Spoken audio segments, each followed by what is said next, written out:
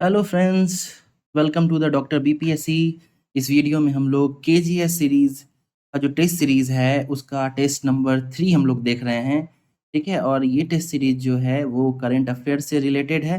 Current affairs में भी सितंबर 2024 से लेकर जनवरी फरवरी 2025 तक जो है इसमें करंट अफेयर्स कवर किए गए हैं। ठीक है, तो इस वीडियो को हम लोग क्रिस्प रखेंगे, तेज़ी से हम लोग करंट अफेयर्स के क्वेश्चंस को बनाते हुए चलेंगे। ठीक है, तो आइए सबसे पहले प्रश्न की ओर चलते हैं। पहला प्रश्न है, बॉर्डर गवास्कर ट्रॉफी 2024-25 में सर्वाधिक विकेट लेने वाला गेंदबाज कौन था? तो इसका उत्तर जो है वो होगा जसप्रीत बुमराह। ठीक है, जसप्रीत बुमराह जो थे वो बॉर्डर गवास्कर ट्रॉफी में सर्वाधिक विकेट लेने वाले खिलाड़ी थे। ओके, ओके, नेक्स्ट क्वेश्चन देखते हैं। क्वेश्चन है, डी कुकेश निम्नलिखित में से किस खेल से संबंधित हैं? तो जैसा कि आपको पता होगा, डी कुकेश जो हैं वो शतरंज से जुड़े हुए हैं। ठीक है, तो शतरंज इसका आंसर होगा। क्वेश्चन नंबर 3 है, हाल ही में कौन सा देश ब्रिक्स का पूर्वकालिक सदस्य बन गया है? तो पूर्णकालिक सदस्य जो है ये इंडोनेशिया बन गया है। ब्रिक्स के बारे में हम लोग बात करते हैं तो ब्रिक्स का गठन 2006 में हुआ था। ठीक है, वर्तमान में इसमें कुल मिलाकर 10 देश हैं।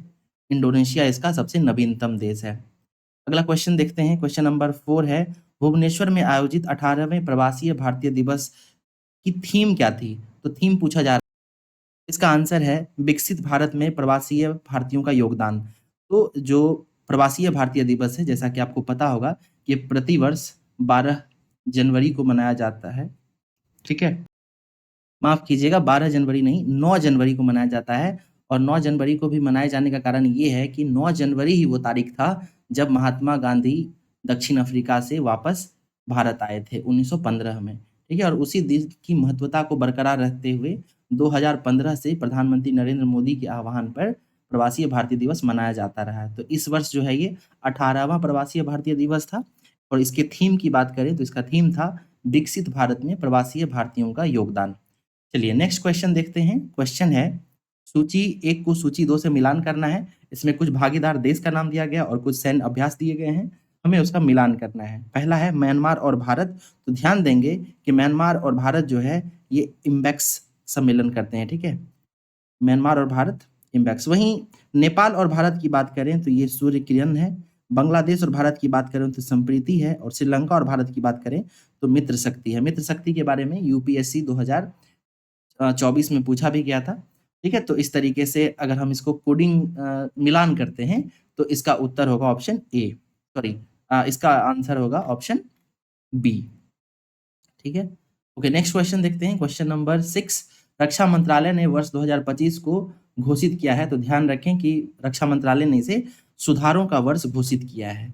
ठीक है, अगला क्वेश्चन है क्वेश्चन नंबर 7, सुभाष चंद्र बोस आपदा प्रबंधन पुरस्कार के लिए नोडल मंत्रालय कौन सा है? तो ध्यान रखेंगे ये नोडल मंत्रालय गृह मंत्रालय है। ठीक है, तो आपदा प्रबंधन पुरस्कार के लिए नोडल मंत्रालय गृह मंत्रालय है। अगला क्वेश्चन देखते हैं। क्वेश्चन नंबर 8 है, हाल ही में चर्चा में रहा माउंट मैकिनले निम्नलिखित में से किस देश में अवस्थित है? तो माउंट मैकिनले के बारे में आपको आइडिया होगा, ये अमेरिका में है। ठीक है, तो माउंट मैकिनले जो है वो अमेरिका में है। ठीक है, अगला क्वेश्चन है, प्रौद्योगिकी संवाद के प्रथम संस्करण का आयोजन किसने किया है? ठीक है, तो इसका जो आयोजन है वो विदेश मंत्रालय और भारतीय विज्ञान संस्थान आईआईएससी बेंगलुरु के द्वारा किया गया है। ओके, तो प्रौद्योगिकी संवाद के प्रथम संस्करण का आयोजन विदेश मंत्रालय और भारतीय विज्ञान संस्थान आईआईएससी बेंगलुरु के द्वारा किया गया है। अगला क्वेश्चन देखते हैं। क्वेश्चन नंबर 10, निम्नलिखित में से कौन सा विकल्प पीएसएलवी C60 द्वारा प्रक्षेपित स्पेस डॉकिंग एक्सपेरिमेंट स्पारडेक्स मिशन में SDX-01 और SDX-02 उपग्रहों के पदनामों को सही रूप से दर्शाता है? तो इसका सही ऑप्शन जो है ऑप्शन ए है, चेजर और टारगेटर। ठीक है, तो ध्यान रखिएगा ये स्पारडेक्स मिशन जो है ये इसरो का मिशन है जो पीएसएलवी C60 के द्वारा प्रक्षेपित किया गया था। ध्यान रखिएगा कि ये इसरो का 99th, ठीक है, 99वां प्रक्षेपण था। क्वेश्चन नंबर 11 देखते हैं, हाल ही में प्रसार भारती द्वारा लॉन्च किए गए ओटीटी प्लेटफॉर्म का नाम क्या है? तो ध्यान रखिएगा प्रसार भारती के द्वारा जो हाल ही में ओटीटी लॉन्च किया गया उसका नाम वेब्स रखा गया था। ठीक है, क्वेश्चन नंबर 12 पे चलते हैं। अगला क्वेश्चन है, आर्थिक मामलों की मंत्रिमंडलीय समिति ने 2025-26 के लिए कच्चे जूट के न्यूनतम समर्थन मूल्य में कितनी बढ़ोतरी की घोषणा की है? तो ध्यान रखिएगा कि ये 315 रुपए की बढ़ोतरी की गई है, ऑप्शन सी। ठीक है, तो ध्यान रखिएगा कि 2025-26 में जो है ये बढ़कर 5,650 हो गया है। पहले जो है ये प्राइस था 5,335। तो 5,335 में 315 रुपए की बढ़ोतरी की गई है, जिसके बाद ये बढ़कर 5650 हो गया है।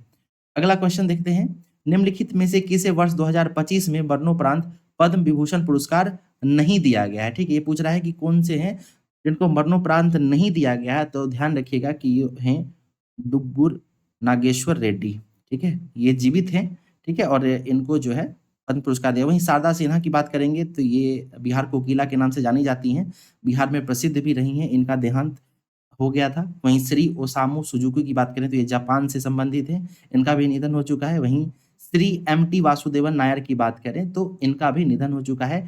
ये लिटरेचर यानी शिक्षा और साहित्य से जुड़े हुए थे, केरल के रहने वाले थे, ठीक है? चलिए अगला क्वेश्चन देखते हैं, क्वेश्चन नंबर 14। गणतंत्र दिवस परेड 2025 में निर्णायकों की श्रेणी में किस राज्य की झांकी को पहला पुरस्कार मिला? तो ध्यान रखेंगे इसका उत्तर है ऑप्शन ए, उत्तर प्रदेश को जो है ये पहला पुरस्कार मिला है। सेकंड नंबर पर त्रिपुरा रहा है और तीसरे नंबर पर आंध्र प्रदेश रहा है, ठीक है? उत्तर प्रदेश का जो गणतंत्र दिवस का झांकी था उसके थीम की बात करें तो उसका थीम था महाकुंभ 2025 स्वर्णिम भारत विरासत और विकास, ठीक है? तो ये जो है आपको महाकुंभ के मतलब उत्तर प्रदेश का जो झांकी था उसका थीम था। क्वेश्चन नंबर 15 देखते हैं। क्वेश्चन नंबर 15 है सी बॉक्स पोर्टल के संदर्भ में कौन सा कथन गलत है? तो ध्यान रखिएगा इसमें गलत कथन पूछ रहा है, तो ऑप्शन सी जो है ये गलत है, ठीक है? ऑप्शन सी क्या कह रहा है, इस पोर्टल पर शिकायत केवल पीड़ित महिला ही दर्ज करा सकती है। तो ऐसा नहीं है, इसमें केवल पीड़ित महिला ही शिकायत नहीं दर्ज करा सकती, बल्कि संबंधित कोई भी व्यक्ति जो है वो इसमें शिकायत दर्ज करा सकता है। क्वेश्चन नंबर 16 देखते हैं। किस राज्य सरकार को उसकी शासन अल्पयादारी पहल के लिए स्कॉच पुरस्कार प्राप्त हुआ है? तो ध्यान रखेंगे महाराष्ट्र को जो है शासन अल्पयादारी पहल के लिए स्कॉच पुरस्कार प्राप्त हुआ है। क्वेश्चन नंबर 17 देखते हैं।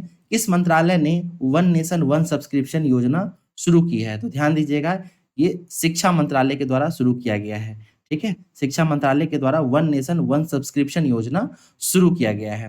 क्वेश्चन नंबर 18 देखते हैं। क्वेश्चन नंबर 18 है भारतीय रिजर्व बैंक के 26वें गवर्नर के रूप में किन्हें नियुक्त किया गया है? तो ये हैं संजय मल्होत्रा, ठीक है? संजय मल्होत्रा जो हैं भारतीय रिजर्व बैंक के 26वें गवर्नर हैं। ध्यान दें कि 6 वर्ष का कार्यकाल पूरा करने के बाद शक्तिकांत दास जो हैं वो गवर्नर के पद से हटाए गए थे। इसके बाद संजय मल्होत्रा भारतीय रिजर्व बैंक के 26वें गवर्नर बनाए गए हैं। क्वेश्चन नंबर 19 देखते हैं। बुर्किना फासो के प्रधानमंत्री के रूप में किसे नियुक्त किया गया है? तो इसका ऑप्शन बी उत्तर होगा रिनताब्ला जीन इमैनुअल ओडैग्रो, ठीक है? तो ऑप्शन बी जो है वो इसका उत्तर है। बुर्किना फासो के प्रधानमंत्री के रूप में रिमताला जीन इमैनुअल ओडैग्रो को चुना गया है। क्वेश्चन नंबर 20 देखते हैं। क्वेश्चन नंबर 20 कहता है कि भारत का पहला हाईटेक संपीड़ित बायोगैस संयंत्र कहाँ स्थापित किया गया है? तो इसका उत्तर है ग्वालियर, ठीक है? ग्वालियर में भारत का पहला हाईटेक संपीड़ित बायोगैस संयंत्र स्थापित किया गया है। क्वेश्चन नंबर 21 की बात करते हैं। कह रहा है PM electric drive resolution in innovative vehicles enhancement यानी पीएमई ड्राइव योजना के बारे में निम्नलिखित कथनों पर विचार करें। ऑप्शन पहला स्टेटमेंट कह रहा है इसे भारी उद्योग मंत्रालय द्वारा 2 साल की प्रभावी अवधि के लिए लागू किया है। तो ऑप्शन 1 जो है ये बिल्कुल करेक्ट है। वहीं ऑप्शन 2 की बात करते हैं। वाणिज्यिक ई 2 पहिया और ई तिपहिया वाहनों के साथ साथ निजी या कॉर्पोरेट स्वामित्व वाले पंजीकृत ई 2 पहिया वाहन भी पात्र होंगे। तो स्टेटमेंट 2 भी सही है, इसलिए हमारा सही उत्तर जो है ऑप्शन सी होगा। 21 का सी, स्टेटमेंट 1 और स्टेटमेंट 2 दोनों सही है। अगला क्वेश्चन देखते हैं। क्वेश्चन नंबर 22 है निम्नलिखित में से इसरो के किस उपग्रह प्रक्षेपण यान के द्वारा प्रोब 3 मिशन का प्रक्षेपण किया गया था? ठीक है, तो पूछा जा रहा है कि जो प्रोब 3 मिशन था वो इसरो के किस प्रक्षेपण यान के द्वारा प्रक्षेपित किया गया था? तो इसका उत्तर जो है वो है पीएसएलवी C-59, ठीक है? पीएस-C-59 के द्वारा जो है प्रोबा 3 स्पेसक्राफ्ट उसे भेजा गया था, ठीक है? अगला क्वेश्चन देखते हैं। क्वेश्चन नंबर 23 आईएनएस तुसील नवीनतम बहुभूमिका स्टेल्थ गाइडेड मिसाइल फ्रिगेट को भारतीय नौसेना में कहाँ शामिल किया गया है? तो ध्यान दीजिएगा इसे रूस के कैलिनिनग्रेड में यांतर शिपयार्ड में इसे शामिल किया गया है, ठीक है। तो रूस में जो है इसे शामिल किया गया है। क्वेश्चन नंबर 24 की बात करते हैं। भारत का पहला डायबिटीज बायो बैंक कहाँ स्थापित किया गया है? तो भारत का पहला डायबिटीज बायो बैंक की बात करें, क्वेश्चन नंबर 24, तो इसका उत्तर है सी, चेन्नई में। चेन्नई में जो है भारत का पहला डायबिटीज बायो बैंक स्थापित किया गया है। क्वेश्चन नंबर 25 की बात करते हैं। क्वेश्चन नंबर 25 है, नेटवर्क रेडिनेंस इंडेक्स 2024 में भारत का कौन सा स्थान है? तो नेटवर्क रेडिनेंस इंडेक्स 2024 में भारत का स्थान 49वां है, ठीक है। अगला क्वेश्चन देखते हैं, क्वेश्चन नंबर 26। इसमें सूची को मिलान करना है, तो आइए मिलान करते हैं। इसमें थोड़ा ठहर के मिलान करेंगे। ओके, तो विश्व मानवाधिकार दिवस की बात करें तो मानवाधिकार दिवस जो है वो 10 दिसंबर को मनाया जाता है, ठीक है। वहीं राष्ट्रीय ऊर्जा संरक्षण दिवस की बात करें तो ये जो है 14 दिसंबर को मनाया जाता है। भारतीय नौसेना दिवस की बात करें तो ये 4 दिसंबर को मनाया जाता है, और विश्व मृदा दिवस की बात करें तो ये 5 दिसंबर को मनाया जाता है, ठीक है। तो इसे एक बार मैं फिर से मिलान कर लेता हूँ। मानवाधिकार दिवस की बात करें तो ये 10 दिसंबर को, विश्व ऊर्जा संरक्षण दिवस की बात करें तो 14 दिसंबर को, उसके बाद भारतीय नौसेना दिवस की बात करें तो 4 दिसंबर को, और मृदा दिवस की बात करें तो 5 दिसंबर को। तो इस तरीके से अगर इसका मिलान करते हैं तो ऑप्शन ए जो है वो सही उत्तर मिलता है, ठीक है। आइए क्वेश्चन नंबर 27 देखते हैं। निम्नलिखित में से किसे हाल ही में देश का 57वां बाघ अभ्यारण्य घोषित किया गया है? तो ध्यान देंगे कि 57वां बाघ अभ्यारण्य जो है टाइगर रिजर्व, वो रातापानी टाइगर रिजर्व मध्य प्रदेश को घोषित किया गया है, ठीक है। इसके अलावा ये भी ध्यान देंगे कि इसके बाद जो है 58वां टाइगर रिजर्व भी घोषित कर दिया गया है हाल फिलहाल में, वो है माधव राष्ट्रीय उद्यान। ये भी जो है आपको मध्य प्रदेश में अवस्थित है। तो रातापानी जो है ये 57th है, वहीं माधव की बात करें तो ये 58th है, ओके। गुरु घासीदास तिमुर पिंगला की बात करें तो ये 56वें क्रम का टाइगर रिजर्व था। वहीं धौलपुर करौली टाइगर रिजर्व की बात करें तो ये 54वें क्रम का टाइगर रिजर्व है, ठीक है। अगला क्वेश्चन देखते हैं, question number 28। Global peatland hotspot atlas report 2024 किसके द्वारा प्रकाशित की गई है? तो ग्लोबल पिटलैंड हॉटस्पॉट एटलस जो है ये संयुक्त राष्ट्र पर्यावरण कार्यक्रम, United Nation Environment Programme, UNEP के द्वारा जारी किया गया है, ठीक है। अगला क्वेश्चन देखते हैं, क्वेश्चन नंबर 29 कह रहा है, हाल ही में बाल विवाह मुक्त भारत अभियान कार्यक्रम किस मंत्रालय के अंतर्गत शुरू किया गया है? तो ध्यान रखेंगे इसका उत्तर ऑप्शन डी होगा, ये महिला और बाल विकास मंत्रालय के द्वारा शुरू किया गया है। क्वेश्चन नंबर 30 है, निम्नलिखित में से किस फिल्म निर्देशक को सत्यजीत रे लाइफ टाइम अचीवमेंट पुरस्कार से सम्मानित किया गया है? ठीक है, तो ध्यान देंगे कि इसका उत्तर जो है ऑप्शन ए होगा। फिलिप नॉयस को उन्हें सत्यजीत रे लाइफ टाइम अचीवमेंट पुरस्कार दिया गया है। ध्यान रखेंगे फिलिप नॉयस जो हैं वो ऑस्ट्रेलिया के निर्देशक हैं, ऑस्ट्रेलिया देश से जुड़े हुए हैं। क्वेश्चन नंबर 31 है, हाल ही में जारी वैश्विक जलवायु सूचकांक 2025 में भारत का कौन सा स्थान है? तो भारत का स्थान 10वां है, ठीक है। ओके, तो वैश्विक जलवायु सूचकांक 2025 में भारत का स्थान 10वां है। अगला क्वेश्चन देखते हैं, क्वेश्चन नंबर 32 है, मानसिक स्वास्थ्य जोखिम को कम करने हेतु 16 वर्ष से कम उम्र के बच्चों के लिए सोशल मीडिया पर प्रतिबंध लगाने वाला दुनिया का पहला देश कौन सा है? तो दुनिया का पहला देश ऑस्ट्रेलिया है। ऑस्ट्रेलिया ने 16 वर्ष से कम उम्र के बच्चों के लिए सोशल मीडिया पर प्रतिबंध लगा दिया है, ठीक है, और ये ऐसा करने वाला दुनिया का पहला देश है। क्वेश्चन नंबर 33 देखेंगे, 33 नंबर क्वेश्चन, भूखमरी और गरीबी के खिलाफ वैश्विक गठबंधन के संदर्भ में निम्नलिखित कथनों पर विचार कीजिए और इसमें से कौन सा स्टेटमेंट सही है, ऐसा पूछा जा रहा है, ठीक है। तो देखते हैं, पहले सारे स्टेटमेंट को पढ़ के देखा जाए। स्टेटमेंट 1 कह रहा है, इसे आधिकारिक तौर पर रियो डी जेनेरियो में आयोजित G20 नेताओं के शिखर सम्मेलन के दौरान लॉन्च किया गया था। ये बिल्कुल सही है। जब ब्राजील के रियो डी जेनेरियो में G20 शिखर सम्मेलन आयोजित किया गया था, उसी समय जो है भूखमरी और गरीबी के खिलाफ वैश्विक गठबंधन शुरू किया गया था, ठीक है। ओके, स्टेटमेंट 2 देखते हैं। स्टेटमेंट 2 कह रहा है कि यह सदस्य देशों में भूखमरी रोधी और गरीबी उन्मूलन कार्यक्रमों के लिए प्रत्यक्ष वित्त पोषण करने के उद्देश्य से एक विशेष कोष को बनाए रखता है। तो ये स्टेटमेंट गलत है, ऐसा प्रावधान इसमें नहीं किया गया है। ऑप्शन 33 का थर्ड ऑप्शन देखते हैं, इसने 50 से अधिक उपकरणों के साथ एक प्रमाण आधारित नीति समूह की पहचान की है, जिसमें 6 उच्च प्रभाव स्प्रिंट 2030 पहले शामिल हैं। स्प्रिंट 2030 जो सबसे अधिक संवेदनशील वर्गों को लक्षित करती है। तो ये स्टेटमेंट बिल्कुल सही है। तो इस तरीके से हमारा ऑप्शन 1 और ऑप्शन 3 सही है, इसलिए हमारा उत्तर जो है ऑप्शन सी होगा, ठीक है। चलिए 34 नंबर प्रश्न देखते हैं, हाल ही में चर्चा में रहा शब्द डॉगे का पूरा नाम क्या है? तो इसका जो है आंसर, डॉगे का फुल फॉर्म जो है वो है department of government efficiency. Department of government efficiency, ठीक है। तो इस तरीके का प्रश्न बीपीएससी में पूछा जाता है, ध्यान रखेंगे डॉगे का फुल फॉर्म क्या है, तो यह है डिपार्टमेंट ऑफ गवर्नमेंट एफिशिएंसी। अगला क्वेश्चन है, गलदान नामचोट त्योहार किस राज्य या केंद्र शासित प्रदेश में मनाया जाता है? तो इसका उत्तर जो ऑप्शन बी होगा, लद्दाख। गलदान नामचोट त्योहार जो है वो लद्दाख में मनाया जाता है। हाल ही में वन डे वन जीनोम अभियान किसके द्वारा शुरू किया गया है? तो ध्यान रखेंगे ये अभियान जैव प्रौद्योगिकी विभाग और जैव प्रौद्योगिकी अनुसंधान एवं नवाचार परिषद के द्वारा शुरू किया गया है। वन डे वन जीनोम अभियान। ओके, क्वेश्चन नंबर 37 देखते हैं। हाल ही में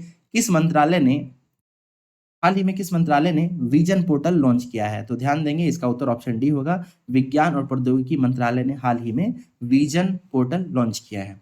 38वां प्रश्न है, हाल ही में भारत के सर्वोच्च न्यायालय में लेडी जस्टिस की नई प्रतिमा का अनावरण किसने किया है? ठीक है, तो लेडी जस्टिस की का जो प्रतिमा है उसका अनावरण न्यायमूर्ति डी वाई चंद्रचूड़ ने किया था, ध्यान रखेंगे ये इंपॉर्टेंट है।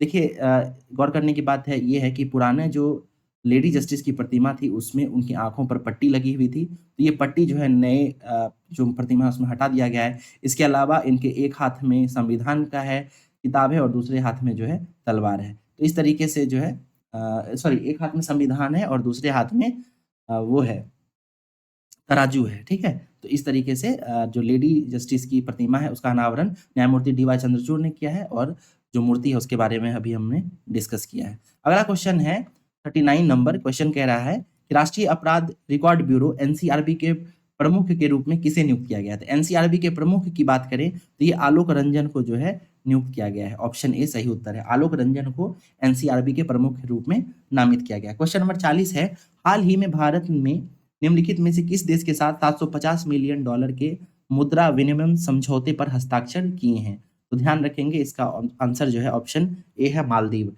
मालदीव के साथ भारत ने हाल ही में 750 मिलियन डॉलर के मुद्रा विनिमय समझौते पर हस्ताक्षर किया है। क्वेश्चन नंबर 41 की बात करते हैं। हाल ही में यूके ने चैगोस द्वीप समूह की संप्रभुता किस देश को हस्तांतरित करने के लिए एक ऐतिहासिक समझौते की घोषणा की है? तो ध्यान रखेंगे ये जो चैगोस द्वीप है ये इसका स्वामित्व जो है अब मॉरिशस के पास चला गया है, ठीक है। ये हिंद महासागर में अवस्थित एक द्वीप है जिसका नाम चैगोस है। इस पे 1814 से यूके का जो है आधिपत्य था, तो अब वो फिर से मॉरिशस के पास चला गया है। क्वेश्चन नंबर 42 देखते हैं। State of the rhino report 2024 के संदर्भ में निम्नलिखित कथनों पर विचार कीजिए। पहला स्टेटमेंट है, इसमें बताया गया है कि कुल वैश्विक गौंडों की आबादी लगभग 28,000 है। ये बिल्कुल सही है, ठीक है। इस रिपोर्ट में ऐसा कहा गया है कि विश्व में कुल गैंडों की आबादी जो है वो लगभग 28,000 है। स्टेटमेंट 2 क्या है कि इस रिपोर्ट में दुनिया की 7 गैंडा प्रजाति की मौजूदा स्थिति का विवरण दिया गया है, जिसमें भारत और नेपाल में पाए जाने वाला विशाल एक सींग वाला गैंडा भी शामिल है। तो ध्यान देंगे कि ये स्टेटमेंट जो है वो इनकरेक्ट है, ठीक है, क्योंकि यहाँ पर 7 नहीं, ठीक है, यहाँ पे सिर्फ 5 ही प्रजाति की बात की गई है, ठीक है, तो 7 नहीं है 5 है। इसलिए हमारा सेकंड ऑप्शन जो है, सेकंड स्टेटमेंट वो गलत है। इसलिए हमारा कह रहा है कि कौन से गलत है, ठीक है, तो इसका आंसर जो है वो होगा बी, केवल स्टेटमेंट 2 जो है वही गलत है, ठीक है। अगला 43 देखते हैं। जर्नल नेचर में प्रकाशित नए अध्ययन के अनुसार कौन सा देश दुनिया का सबसे बड़ा प्लास्टिक प्रदूषक बनकर उभरा है, जो वार्षिक रूप से 9.3 मिलियन टन प्लास्टिक कचरा उत्पन्न करता है? तो इसका उत्तर जो है आंसर डी है, भारत। भारत जो है वो दुनिया का सबसे बड़ा प्लास्टिक प्रदूषक बनकर उभरा है। यह प्रतिवर्ष 9.3 मिलियन टन प्लास्टिक कचरा उत्पादन करता है, ठीक है। क्वेश्चन नंबर 44 देखते हैं। 44 में कहा गया है कि हाल ही में दार्जिलिंग चिड़ियाघर के किस कार्यक्रम को 2024 के विश्व चिड़ियाघर और एक्वेरियम संघ WAZA संरक्षण पुरस्कार के लिए फाइनल लिस्ट के रूप में चुना गया है? तो ध्यान देंगे कि ये प्रोग्राम का नाम था लाल पांडा कार्यक्रम। लाल पांडा कार्यक्रम को जो है इसे चुना गया है, ठीक है। अगला देखते हैं 45 नंबर क्वेश्चन। निम्नलिखित में से किस राज्य सरकार ने राज्य की देसी गाय की नस्ल को राज्य माता गौ माता घोषित किया है? तो ध्यान देंगे कि ये महाराष्ट्र में जो है ऐसा पहल किया गया है, ठीक है। महाराष्ट्र राज्य के देसी गायों को राजमाता गौ माता घोषित किया गया है। ठीक है, क्वेश्चन नंबर 46 देखते हैं। क्वेश्चन नंबर 46 है, निम्नलिखित में से किस संगठन में निम्नलिखित में से किस संस्थान में सुपर कंप्यूटर अरुणिका स्थापित किया गया है? ठीक है, तो अरुणिका की जहाँ तक बात है तो ये भारतीय विज्ञान संस्थान बेंगलुरु IISc बेंगलुरु में इसे स्थापित किया गया है। ऑप्शन सी हमारा उत्तर होगा। 47 की बात करते हैं। ठीक है, ओके, माफ कीजिएगा दोस्तों, ये जो क्वेश्चन है अरुणिका सुपर कंप्यूटर के बारे में, वो IISc बेंगलोर में नहीं बल्कि राष्ट्रीय मध्यम अवधि मौसम पूर्वानुमान केंद्र नोएडा में स्थापित किया गया है। ठीक है, तो माफी चाहूंगा, गलत बता दिया गया था, तो आप सही कर लेंगे, ये ऑप्शन बी इसका सही उत्तर होगा। जो अरुणिका नाम का सुपर कंप्यूटर है वो राष्ट्रीय मध्यम अवधि मौसम पूर्वानुमान केंद्र नोएडा में स्थापित किया गया है। ठीक है, क्वेश्चन नंबर 47 देखते हैं, निम्नलिखित में से किस कंपनी ने लामा 3.2 AI मॉडल लॉन्च किया है? तो ध्यान देंगे कि ये मेटा है। मेटा फेसबुक की मदर कंपनी है। मेटा ने लामा 3.2 AI मॉडल लॉन्च किया है। क्वेश्चन नंबर 48 देखते हैं, भारत द्वारा शुरू की गई विश्व की पहली सरकारी वित्त पोषित multi modal large language model पहल का क्या नाम है? तो इसका नाम है भारत जेन। ठीक है, भारत जेन जो है वो भारत के द्वारा शुरू की गई विश्व की पहली सरकारी वित्त पोषी multimodal large language model है। ठीक है, अगला देखते हैं क्वेश्चन नंबर 49। क्वेश्चन नंबर 49 कहता है, हाल ही में विश्व स्वास्थ्य संगठन ने भारत को सार्वजनिक स्वास्थ्य समस्या के रूप में निम्नलिखित में से किस बीमारी को समाप्त करने के लिए आधिकारिक रूप से मान्यता दे दी है? तो ध्यान देंगे कि ये ट्रैकोमा बीमारी है। ट्रैकोमा के बारे में हम लोग बात करें तो ये आंख से जुड़ी हुई बीमारी थी। ठीक है, तो WHO के द्वारा भारत को ट्रैकोमा मुक्त घोषित कर दिया गया है। क्वेश्चन नंबर 50 देखते हैं, हाल ही में केंद्रीय मंत्रिमंडल ने भारत में शास्त्रीय भाषाओं के रूप में कितनी भाषाओं को मंजूरी दी है? तो इसका उत्तर है 5 भाषा। ठीक है, अब इन 5 भाषाओं की बात करेंगे तो मैं शुरू से ही आपको बता देता हूँ। सबसे पहले 2004 में जो है तमिल को शामिल किया गया था। उसके बाद संस्कृत को 2005 में शामिल किया गया।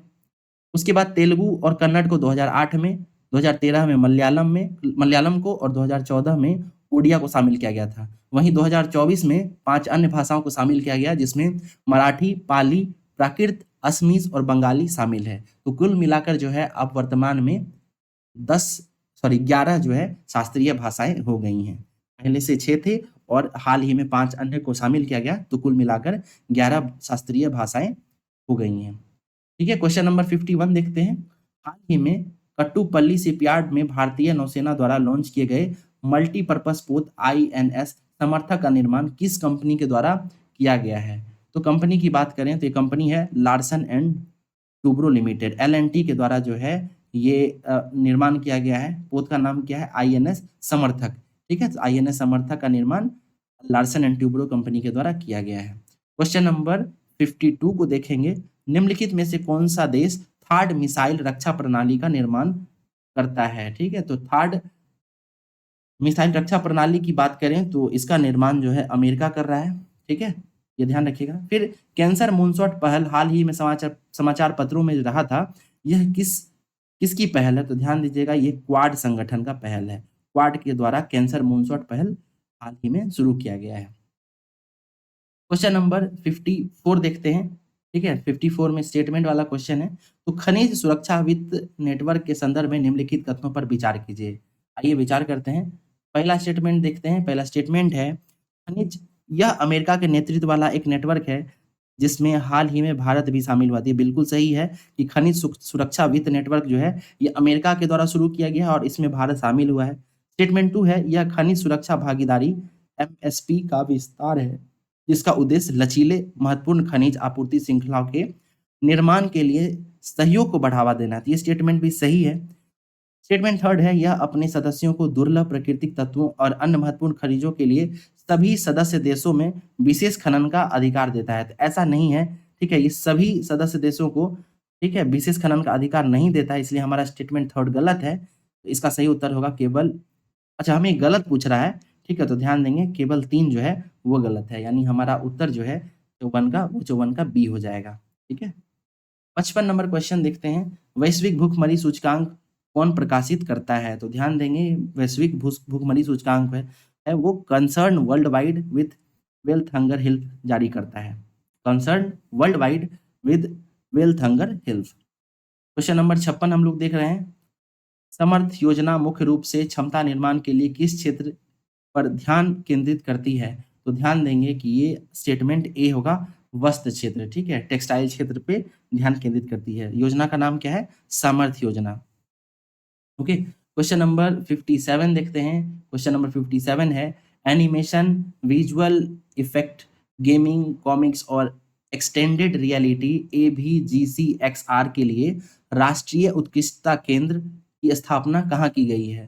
तो इसकी स्थापना मुंबई में की गई है, ठीक है? Animation, visual effect, gaming, comics और एक्सटेंडेड रियलिटी के लिए राष्ट्रीय उत्कृष्टता केंद्र की स्थापना मुंबई में की गई है।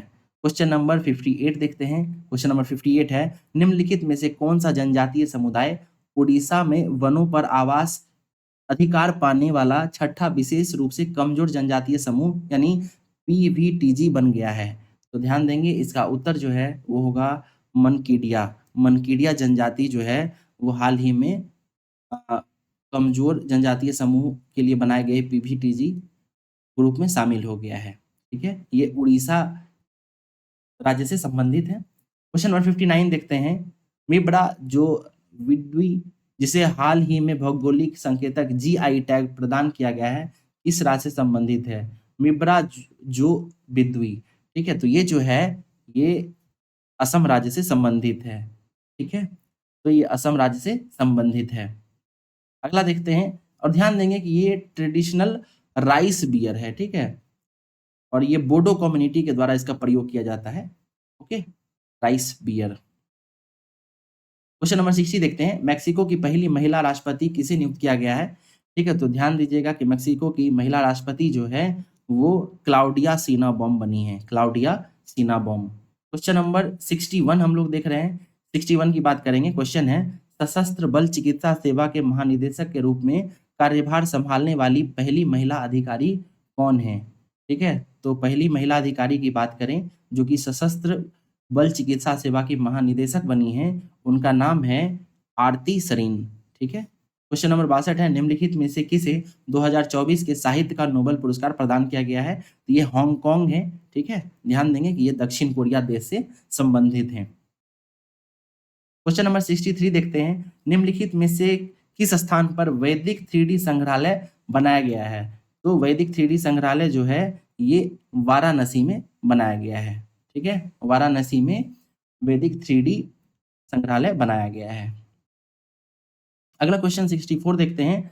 बिजनेस टाइकून रतन टाटा के संदर्भ में निम्नलिखित में से कौन सा कथन सही है? ध्यान देंगे कि लास्ट ईयर जो है इनका निधन हो गया था 2024 में, ठीक है? तो पहला स्टेटमेंट है उन्हें 2008 में पद्म विभूषण सम्मानित किया गया था, ये बिल्कुल सही है। उन्हें 2019 में भारत रत्न से सम्मानित किया गया था, तो देखिए भारत रत्न अभी तक उन्हें नहीं दिया गया है, ठीक है? स्टेटमेंट 3 है उन्हें 2014 में knight grand cross order of the order of British Empire से सम्मानित किया गया है, तो ये स्टेटमेंट भी सही है। इसलिए स्टेटमेंट 2 सिर्फ गलत है, हमें सही उत्तर को चुनना है, तो ऑप्शन 2 को अगर छाँट देते हैं तो हमारा ऑप्शन सी सही है, केवल 1 और 3, ठीक है? क्वेश्चन नंबर 65 की बात करते हैं। निम्नलिखित में से किसे चाइना ओपन पुरुष एकल 2024 का खिताब जीता है? तो ध्यान देंगे ये हैं कार्लोस अल्कराज। कार्लोस अल्कराज जो हैं वो चाइना ओपन पुरुष एकल 2024 का खिताब जीता है। 66वें प्रश्न की बात करते हैं। मिशन कर्मयोगी के संदर्भ में निम्नलिखित कथनों में से कौन सा गलत है? गलत पूछ रहा है। तो इसका ठीक है, इसका संचालन जो है एक शीर्ष निकाय द्वारा किया जाता है जिसका नेतृत्व प्रधानमंत्री करते हैं, ये स्टेटमेंट बिल्कुल सही है। हमें गलत ढूंढना है, ये स्टेटमेंट तो सही है।